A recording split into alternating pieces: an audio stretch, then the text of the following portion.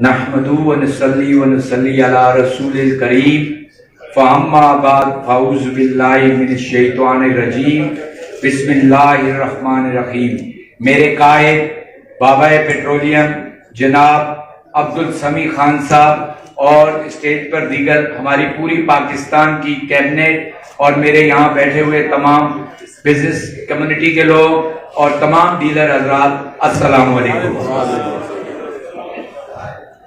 آج ڈیلرز کے لیے یہ ایک اہم دن ہے۔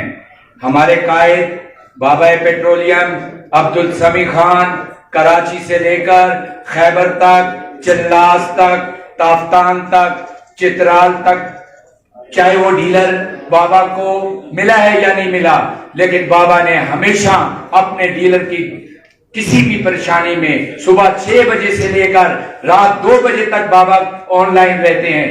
میں اللہ پاک سے دعا کرتا ہوں کہ بابا عبدالسمیع خان کو اللہ تعالیٰ صحت عطا فرمائے، لمبی زندگی عطا فرمائے، ہم ڈیلر پر ان کا سایہ محفوظ رکھے۔ آج اللہ تعالیٰ کی ذات کے بعد میرے قائد کا یہ کام ہے کہ پاکستان کے ڈیلرز کے لیے انہوں نے گورنمنٹ سے، اداروں سے ہر قسم کی بات کر کے یہ ثابت کیا کہ ہم پریشانی میں ہیں، ہم مسائل کا شکار ہیں اور ہمارا کاروبار نہیں چل سکتا۔